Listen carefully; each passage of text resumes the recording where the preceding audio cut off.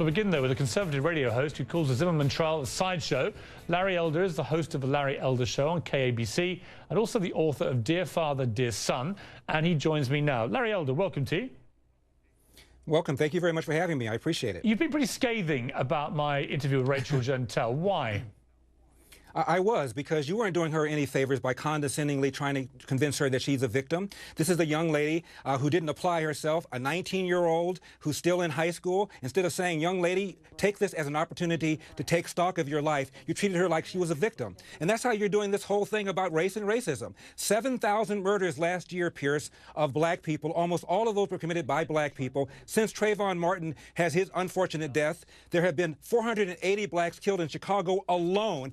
75% of those crimes have been unsolved. Where are the cameras? Where are the shows? It's outrageous to act as if Black America should fear some non-black guy stalking some black kid at night. The likelihood of a black person being killed by a non-black person is extremely remote, which is why this became a big national issue in the first place, Piers. Right. It's perfectly possible, as we have shown on this show many times, to be just as exercised by what is happening in Chicago, which is an absolute national disgrace to America, frankly, in terms of the outlandish. But you're not, Piers. No, but I am. There's 7,000 murders last year. I don't think you watched my show, Larry. Wait a minute. I don't think you watched my show. Half of the murders in this country are committed by black people, even though black people are 12% of the population, which means 6% of the population is committing almost half the murders. And you throw out the old people and the young people, Piers, you're talking about 3% of the population committing almost 50% of the murders. Fine. This is the why point I was going to commonsensical people Larry, profile. if you just calm down for a moment, Larry, here's the point I was going to make. I'm quite calm. I'm just bothered by how you're handling all Larry, of this, making blacks let feel me as if speak, they're under Larry. siege. It's nonsense. It's nonsense. Larry, you're a liberal guy, bleeding heart liberal person. You think you're doing something for black people. You're not. You're making black people feel as if they're under siege. And it's not true. It's an outrage. Thank you, Larry. If I could just get a word in, that would be great. Sure. Here's my point. I completely agree with everything you're saying about Chicago. All right, let's just get that on the table. I've been saying this repeatedly on this show. It's a disgrace what's happening in Chicago, particularly with all these young black teenagers killing other young black teenagers. And the president and people down have to deal with it. But let's get back to the Zimmerman trial. Let's get back to my interview with Rachel Jeantel, because you tweeted some ridiculous things. You tweeted at one stage, would I like Rachel Jeantel to fly my plane?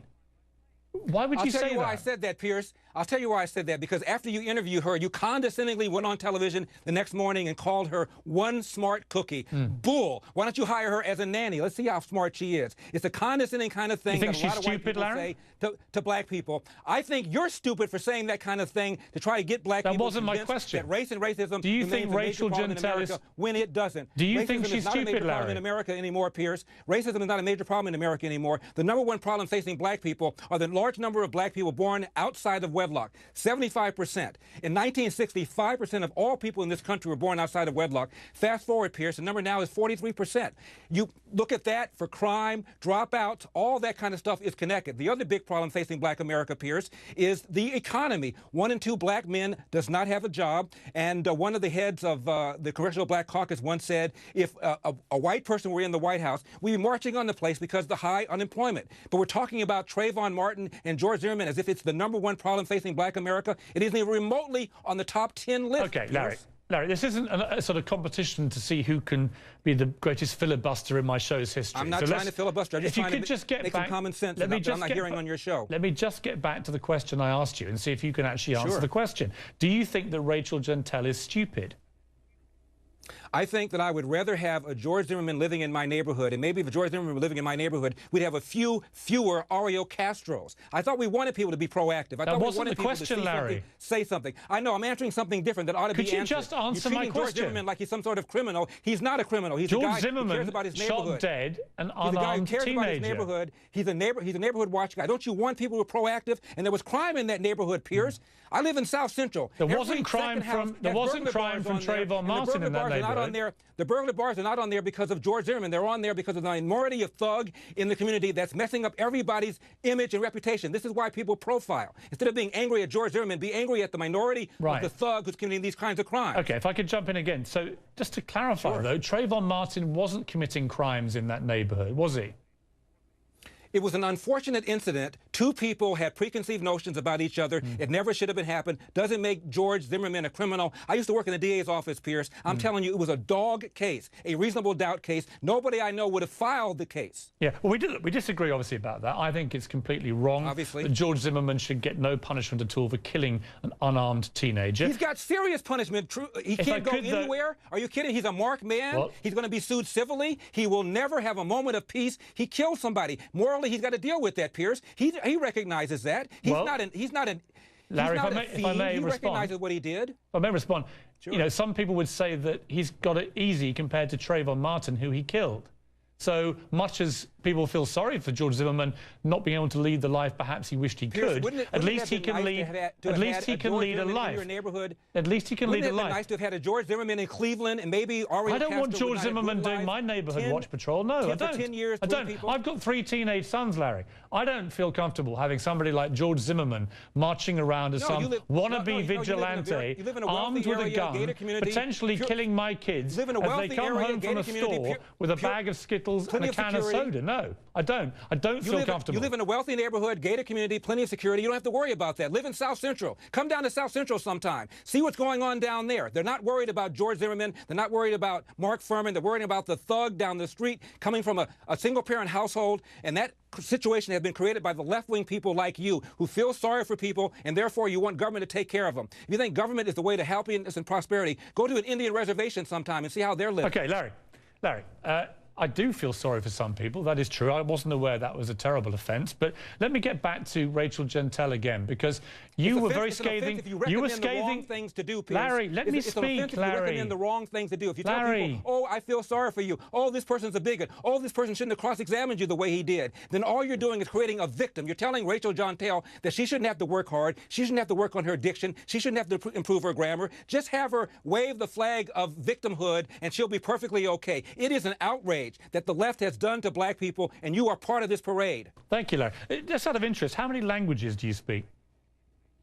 I don't speak Ebonics as well as Rachel, if that's what you mean. No, how many languages do you speak was the question. And the relevance of that is what? You don't think she's a smart cookie. She speaks 3 languages fluently. How many do you speak? Oh, really? You think she's a smart cookie? So you want to bring it back to Rachel. That's not what we're talking about here. I think you've been... I want to bring it back to Rachel because that was why I booked you, Larry.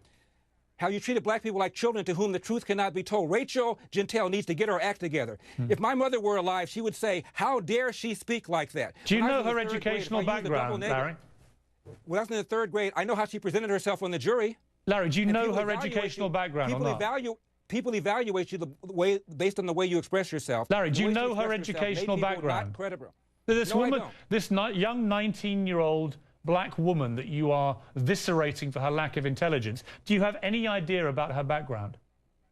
Why don't you hire her if she's so sharp as a co-host? No, that wasn't the question, Larry. She's one smart cookie. Do you Why don't you hire know her her educational background? Yes or no? I know how she came across on the jury. That's all I need to know. That wasn't my question, Larry.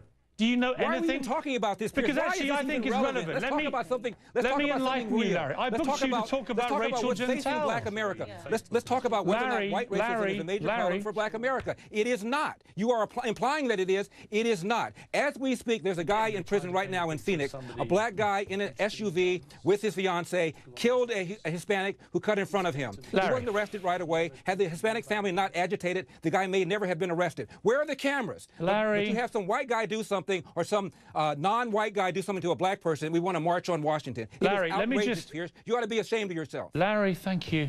If I could just bring you up to speed on Rachel Jeantel, this woman that you think is so stupid.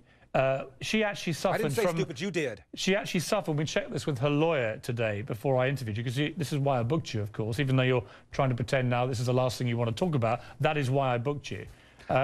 Rachel Jeantel, when she was young at school, had a lot of time off school and fell behind because of illness. That was why she wasn't able to go to school. She was actually doing very well. She was at B grade at high school until her great friend Trayvon Martin was shot dead by George Zimmerman.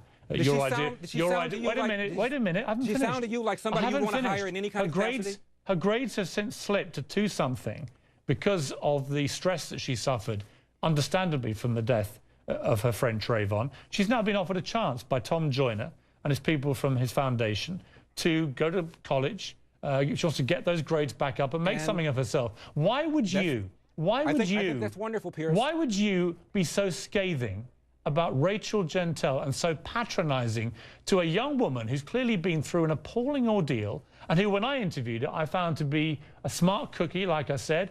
I found her to be fun and warm, engaging, street smart, and clearly from her educational background, nowhere near as stupid as you like to think she is.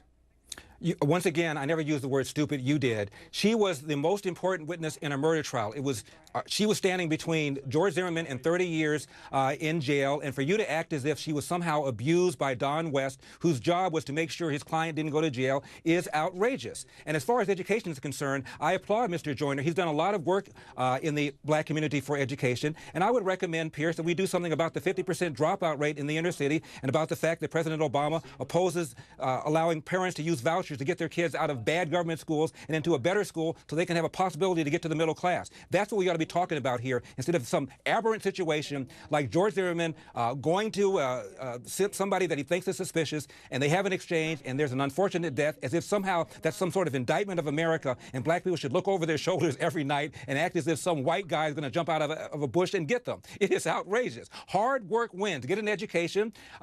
Don't pay attention to negative people, and stay focused, and you'll be okay in America. That's why most of the people in the world want to come here. That's why you want to come here, Piers. Thank you, Larry Elder.